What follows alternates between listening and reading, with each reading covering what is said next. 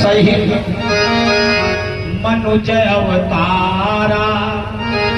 अकेले नहीं आऊंगा, आपकी अंशों के समेत आऊंगा और आप सबकी रक्षा करूंगा। आप सबकी रक्षा करूंगा। और मेरा जन्म कहां होगा? मैं सूर्य कुल में जन्म लूंगा, क्योंकि पूर्व जन्म में हमारे दो भक्तों ने बहुत मेरी प्रार्थना किया है। मैंने उनको आशीर्वचन दे रखा है कि हम उनके घर पुत्र बनकर के जन्म लेंगे। इस प्रकार से आकाशवाणी हो गई और देवताओं से ब्रह्मा जी ने कहा कि आप लोग एक काम करो। ब्रह्मा जी ने देवताओं को बताया कि तुम भी जाओ पृथ्वी पर यत्र तत्र बानर बन करके जंगलों में निवास करना शुरू करो। कि निज लोकई विरंच गे देवन यह सिखाए और बानर तनु धरि धरि फिरो हरिपद सेव भुजाए। जाओ भगवान के आने का इंतजार करो। इस प्रकार से बताया भगवत प्रेमी जनों। और वही जितने बानर भाल भगवान के साथ में रहे हैं ये सब देवता ही तो थे। अब ध्यान दीजिएगा, भगवान का प्राकट्य होने की व्यवस्था हो रही है। अयोध्या के राजा हुए जिनका नाम है दशरथ, जिनका नाम है दशरथ। बाबा गोस्वामी तुलसीदास जी ने बड़े सुंदर भाव में एक चौपाई लिखी है रामचरितमानस जी में। आप लोग भी ध्यान दें, आप लोगों ने बहुत बार पढ़ा होगा कि एक बार भूपति मन माही औ भई गलानि मोरे सुत नाही।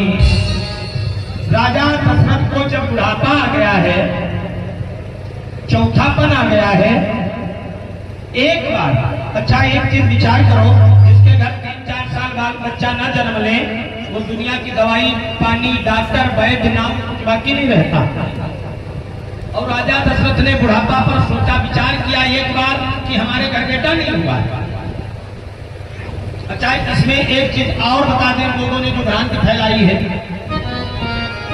लोग बताते हैं कि राजा दशरथ के कोई संतान नहीं थी, ऐसा गलत बोलते हैं। ये चौपाई सिद्ध करती है कि राजा दशरथ के एक बेटी थी, बेटा नहीं था। चौपाई का हिस्से पढ़ लो कि एक बार भूपति मन माही औ भई गलानि मोरे सुत नाही। कि मेरे कोई बेटा नहीं है, यानी बेटी है, वही बेटी है जो शांता है, जो श्रृंगी ऋषि को ब्याही वो इनकी पुत्री ही है। अब एक बार शब्द का प्रयोग बाबा गोस्वामी दास जी ने कहा लिखा, ध्यान दीजिएगा। एक बार शब्द का प्रयोग पूज्य बाबा गोस्वामी दास जी ने क्यों लिखा? एक दिन की बात है, राजा दशरथ शिकार खेलने के लिए गए हैं। ध्यान दीजिएगा, एक बार शब्द का जो प्रयोग है उसका विश्लेषण कर रहा हूं।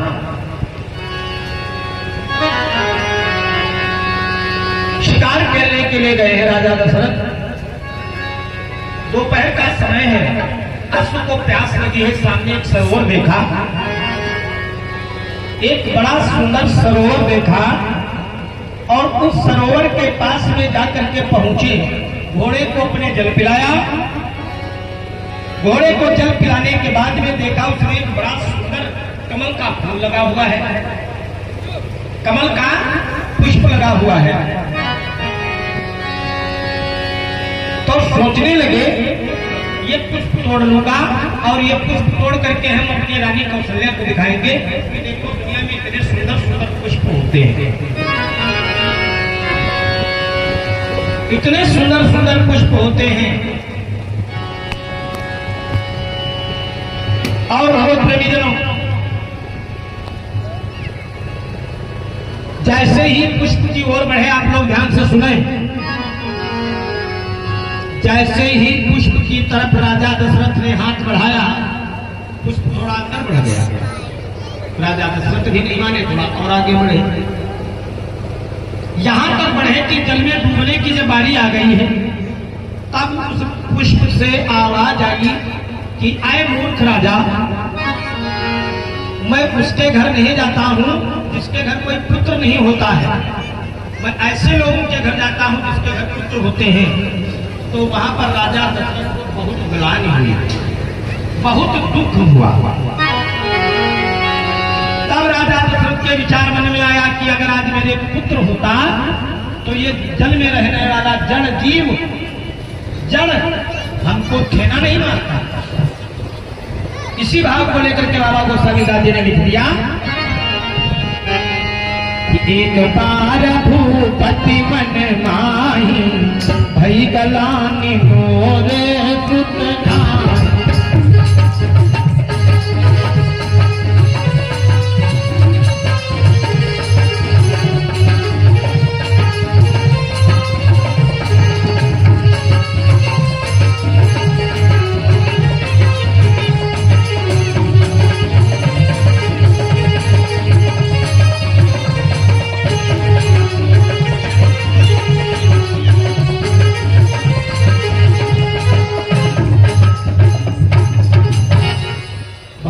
गलान मोरे सुत नाही।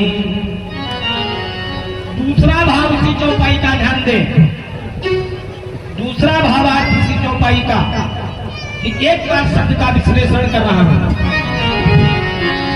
दूसरा भाव क्या है?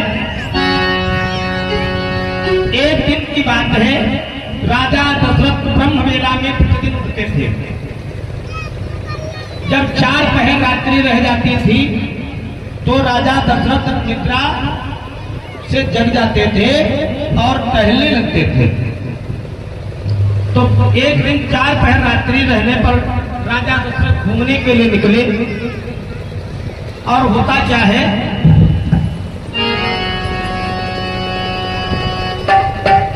होता क्या है, राजा दशरथ का जो सफाई कर्मी है, यानी जो स्वीपर है, साफ सफाई करता है, राजा दशरथ ने उसका मुंह देख लिया। है कोई बात नहीं। पूरी दिनचर्या में होता क्या है, राजा दशरथ की एक उंगली कट गई। अच्छा, राजा लोग ऐसे राजा नहीं होते थे, वो बड़ा विवेक लगाते थे, बड़ा दिमाग रखते थे। तो राजा दशरथ ने गुरुदेव वशिष्ठ जी को बुलवाया और कहने लगे, गुरुदेव ये जरा देख करके बताओ आज मेरी उंगली क्यों कट गई है, मेरी उंगली क्यों कट गई है। तो वशिष्ठ जी ने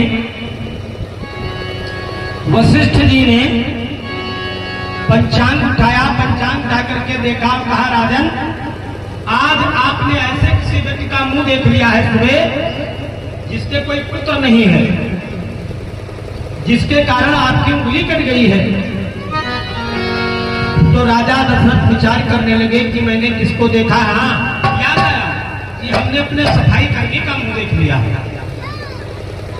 उसके कोई पुत्र नहीं है। तो राजा ने आदेश किया कि ऐसे व्यक्ति को तुरंत फांसी दे दी जानी चाहिए, क्योंकि जब आज हमने इसका मुंह देख लिया, मेरी उंगली कट गई, और कल हम कहीं युद्ध करने जा रहे होंगे और ये मर जाएगा तो मेरा गला कट जाएगा। तो ऐसे व्यक्ति को राज्य में रहने का कोई अधिकार नहीं है।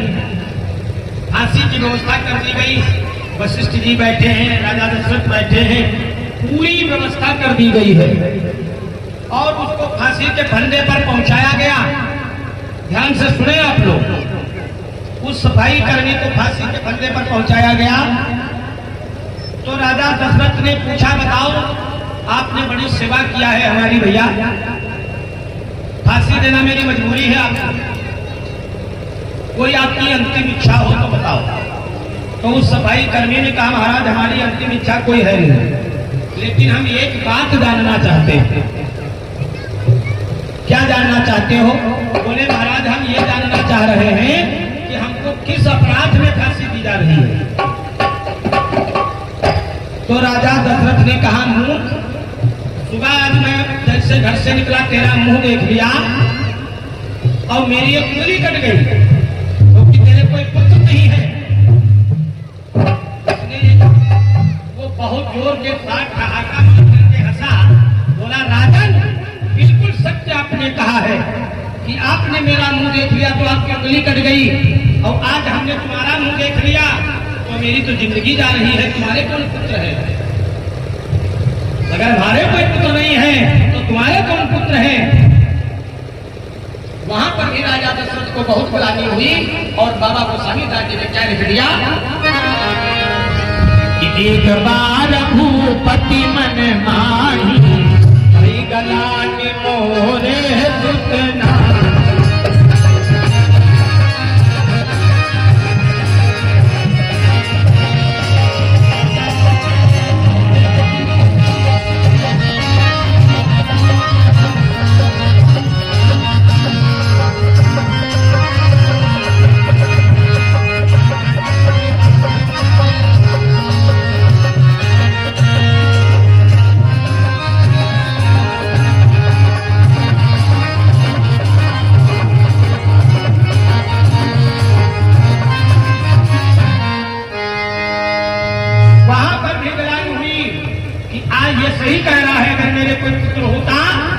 तो ये जात का सफाई कर्मी हमको इतना बड़ा ठेना नहीं मारता।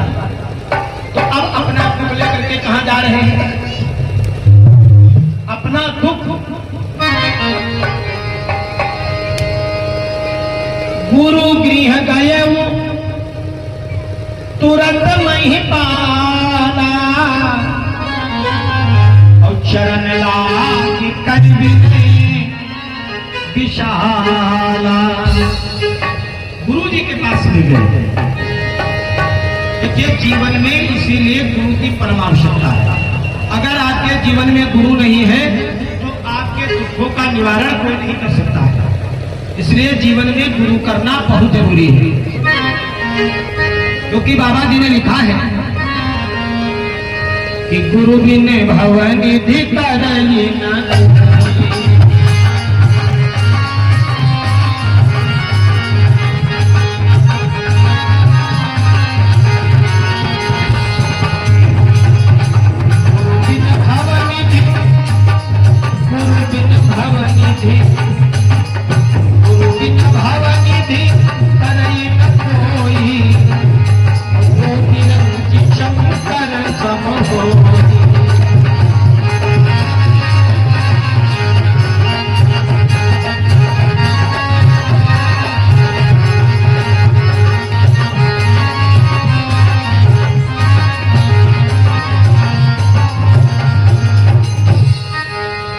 गुरु बिन भवनिधि तरई न कोई, जो विरंचि शंकर सम होई। बोले ब्रह्मा विष्णु महेश के समान अगर हो जाओ तो अगर गुरु नहीं किए हो तो कल्याण नहीं हो सकता है भैया। देखिए आज के गुरु बड़े गड़बड़ है। आज गुरु बाजार में मंत्र बेच रहे हैं। गुरु शिष्य की परंपरा है, गुरु का नियम है। तो कौन सा? कि हरई शिष्य धन शोक न हरई, बोले सो गुरु घोर नरक मां परी। जो गुरु शिष्य के धन का ही लोभी हो ऐसा गुरु नरकगामी होता है। गुरु कैसा होना चाहिए? शुक्राचार्य के जैसा। शुक्राचार्य के जैसा गुरु होना चाहिए। जिस समय राजा बलि के यहाँ भगवान वामन को बना करके गए हैं, ध्यान से सुने आप लोग। वामन को बना करके गए और शुक्राचार्य जी पहचान गए कि मन है, लेकिन बामन रूप बना करके जब भगवान गए हैं तो याचना लेकर के गए थे, यानी मांगने गए थे। तो बलि से भगवान ने कहा कि हम कुछ मांगने आए हैं। राजा बलि ने कहा महाराज बताओ। शुक्राचार्य ने रोका नहीं, इनको मत देना, ये छलिया है, ये देश बदल करके आए हैं। बलि ने कहा नहीं गुरुदेव, ये हमारे दरवाजे पर मांगने आए हैं और हमारा नियम है कि दरवाजे से याचक को मैं कभी खाली हाथ नहीं भेजता हूं। अगर ये मांगने आए हैं तो मैं इनको मांग जरूर दूंगा कुछ न कुछ। बताओ महाराज क्या चाहते हो बामन भगवान? बोले हमको 3.5 कदम जमीन की आवश्यकता है। 3.5 कदम। तो शुक्राचार्य जी ने गुरु का धर्म निभाया। बोले राजन तो अब संकल्प कर। तो गुरु जी क्या करते हैं कि बोले हम संकल्प नहीं होने देंगे। भगवान के कमंडल की टोटी में घुस गए। जो कमंडल था उसकी टोटी में जाकर के बैठ गए कि जल नहीं गिरेगा तो संकल्प नहीं हो पाएगा। अच्छा भगवान कण में रहने वाले, और इसीलिए पूजा में कुछ मंगाया जाता है। भगवान ने कुशा उठाई, एक बार जल गिराया, जल नहीं गिरा तो एक कुशा उठाई और टोटी में घुसेड़ दिया और जाकर के शुक्राचार्य की दाहिनी आंख में लगा, दाहिनी आंख टूट गई। तब ने मिला करके बाहर भागे। बोले अब चले जाओ और चाहे कुछ हो जाए, हमने अपने गुरु होने का फर्ज अदा कर दिया, हमने अपनी दाहिनी आंख फुड़वा ली तुम्हारे लिए, अब जाओ जो मर्जी वो करो। तो गुरु ऐसा होना चाहिए, आज वाले गुरु नहीं होने चाहिए। आज तो नशे की गोलियां दे रहे हैं कि गुरु खड़े बाजार में चेलहु मंतरुले। आपको जबरदस्ती चेला बनाना चाहते हैं कि कैसे तुम हमारे चेला बन जाओ। गुरु खड़े बाजार में चेलहु मंतरुले। बोले स्वर्ग जाओ चाहे नरक मां, बोले स्वर्ग जाओ चाहे नरक मां, हमका पैसा दे। हमको तुम्हारे पैसा से मतलब है, तुम कहाँ जा रहे हो, क्या कर रहे हो, हमसे कोई मतलब नहीं है। तो भाई गुरु ऐसा होना चाहिए जो शिष्य की समस्याओं का समाधान करे। जो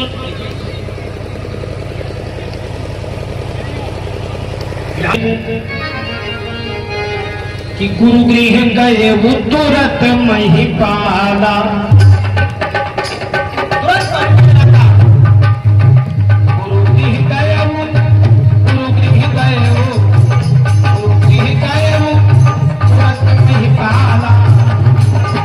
शरण लागी करे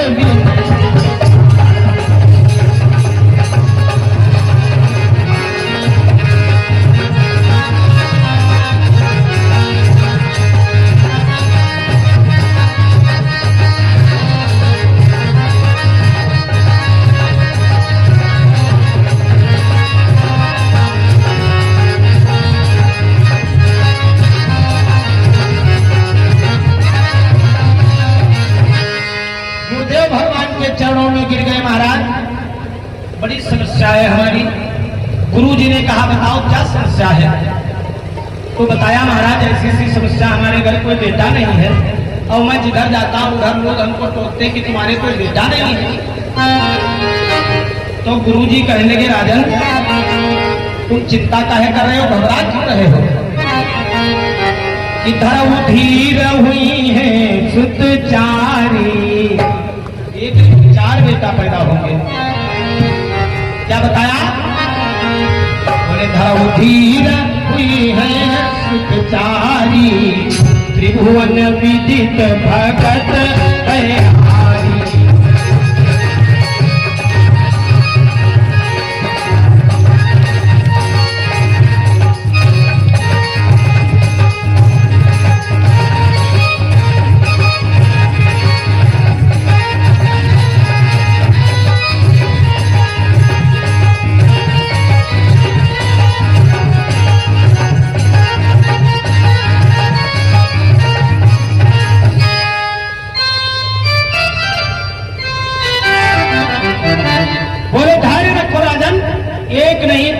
घर में 4 बेटे पैदा होंगे। अच्छा, ये बात राजा दशरथ को खुद पता थी कि मेरे घर बेटा जरूर होगा। क्यों? क्योंकि जब श्रवण कुमार के माता पिता ने श्राप दिया था, माता पिता ने श्राप दिया था कि जाओ राजन, जैसे आज मैं पुत्र वियोग में मर रहा हूं ऐसे तुमको भी मरना पड़ेगा। उनको पता था राजा दशरथ को मेरे घर कोई पुत्र जरूर होगा, नहीं तो मेरी मृत्यु कैसे होगी। और इधर गुरुदेव भगवान ने कहा कि राजन चिंता न करो, 4 बेटे तुम्हारे घर में जन्म लेंगे। और क्या करते हैं गुरु जी? श्रृंगी ऋषि वशिष्ठ बुलावा, श्रृंगी ऋषि को बुलाया, यज्ञाचार्य को बनाया है कि श्रृंगी ऋषि वशिष्ठ बुलावा, पुत्र काम शुभ यज्ञ करावा। उत्कृष्ट यज्ञ का आयोजन हुआ कि पुत्र ही पैदा होना चाहिए। यज्ञ जैसा ही परिपूर्ण हुआ, उसी समय अग्नि भगवान स्वयं खीर का कटोरा लेकर के निकले, खीर लेकर के निकले और बोले राजन ये ले जाओ और अपनी पत्नियों में जाकर के बांट दो। राजा दशरथ वो खीर लेकर के अपने महल में गए और अपने हाथों से सभी अपनी रानियों को वितरित कर दिया है। देखो रामचरितमानस में तो 3 माताओं का वर्णन है, लेकिन अन्य कई रामायण हैं जिनके अंदर 361 रानियां हैं राजा दशरथ को, लेकिन यहां पर केवल 3 माताओं का वर्णन किया गया। और राजा दशरथ अपने हाथों से बात नहीं है कि अर्धभाग कौशल्य दीना, भय भाग आधे कर दीना।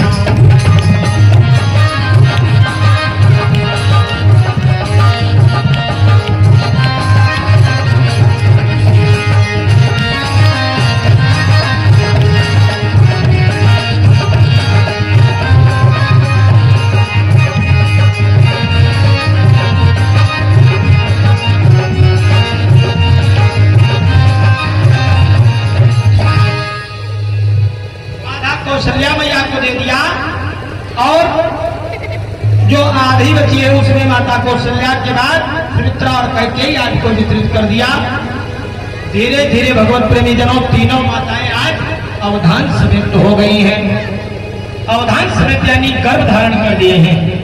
धीरे धीरे समय व्यतीत हो रहा है। उस दिन का इंतजार है जिस दिन परमपिता परमात्मा का आगमन होना है। धीरे धीरे वो शुभ घड़ी आ ही गई है कि जोग लगन ग्रह बार तिथि,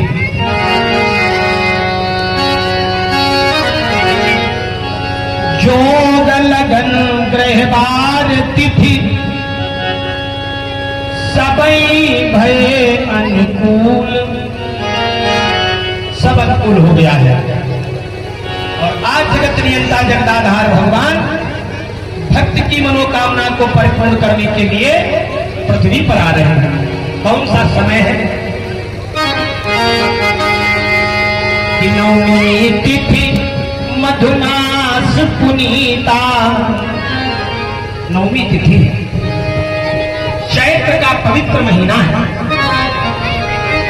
कि नवमी तिथि मधुमास पुनीता, शुक्ल पक्ष अभिजित हरि प्रीता।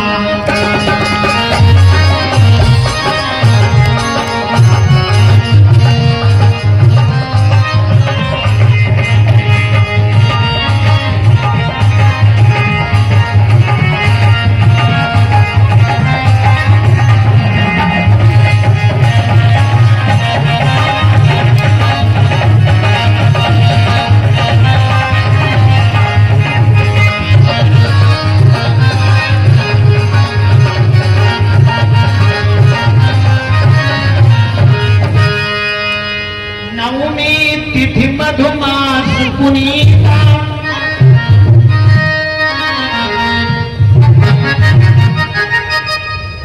शुक्ल पक्ष अभिजित हरि प्रीता उजाली रात माने शुक्ल पक्ष है। अभिजित नाम का नक्षत्र है। दिन के ठीक 12 बजे हुए हैं। तो सबको भैया पिता जगदाधार भगवान माता कौशल्या के आगे प्रकट हो गए। चतुर्भुज हाथ में सिर्फ चक्र गदा पद्म पड़ा हुआ है और मैया के आगे खड़े हो गए। बाबा गोस्वामी दास जी ने प्रार्थना लिख दिया है कि भय प्रगट कृपाला दीन दयाला कौशल्या हितकारी।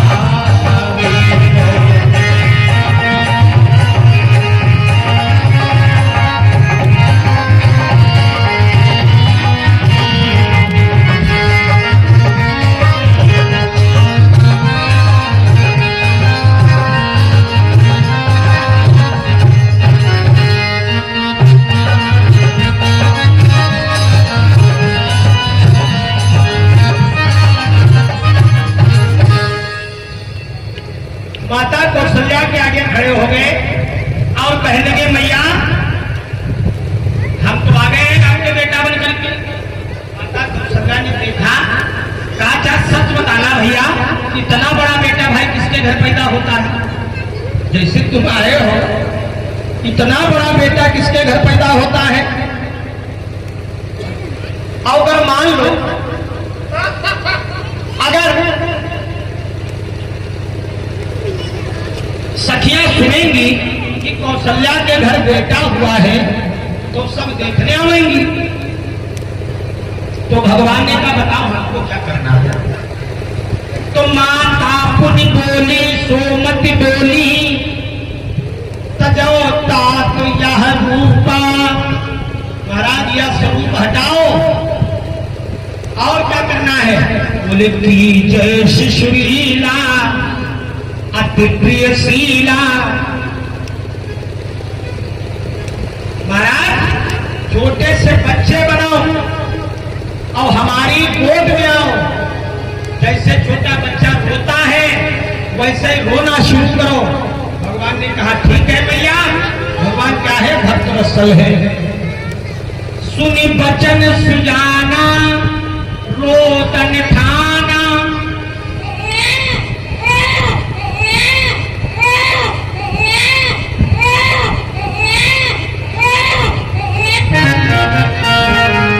सुनी बचन सुजाना रोदन ठाना। हुई बालक सुर भूपा। भगवान मैया कौशल्या की गोद में आकर के रोने लगे। ये भगवान का प्रेम है, भक्त का प्रेम है और भगवान की भक्त वत्सलता है। बाबा गोसाई दादी ने लिख दिया कि विप्रधेनु सुर संत हित लीन मनुज अवतार और निज इच्छा निर्मित तनु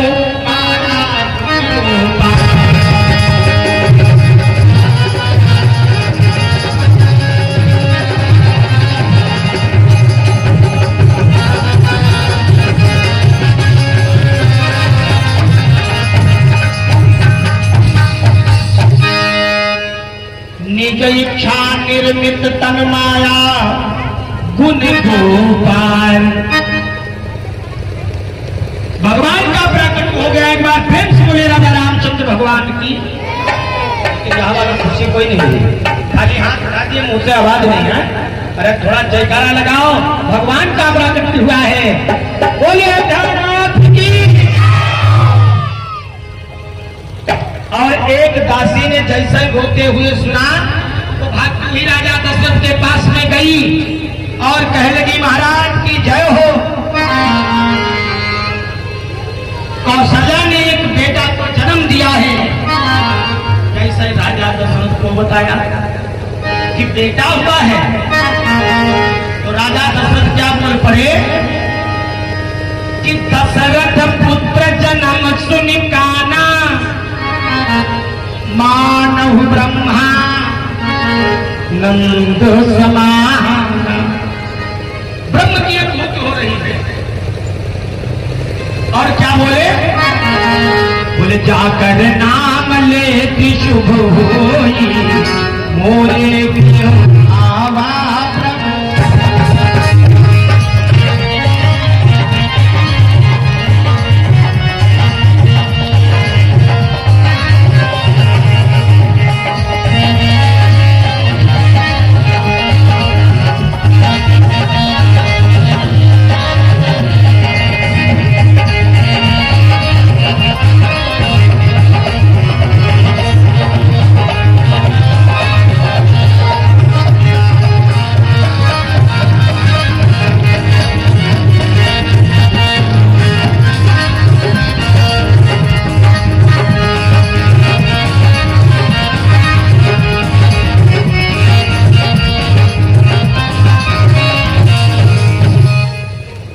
जाकर नाम लेत शुभ होई मोरे गृह आवा प्रभु सोई। बोले जिनका नाम लेने से आनंद हो जाता है वो भगवान मेरे घर आए हैं।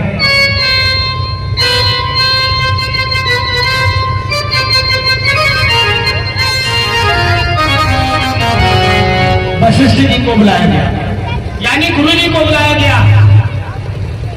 और गुरु जी को बुला करके क्या हो रहा है? नामदेव मुख श्राद्ध करवाया। अब अयोध्या में आनंद होने लगा है।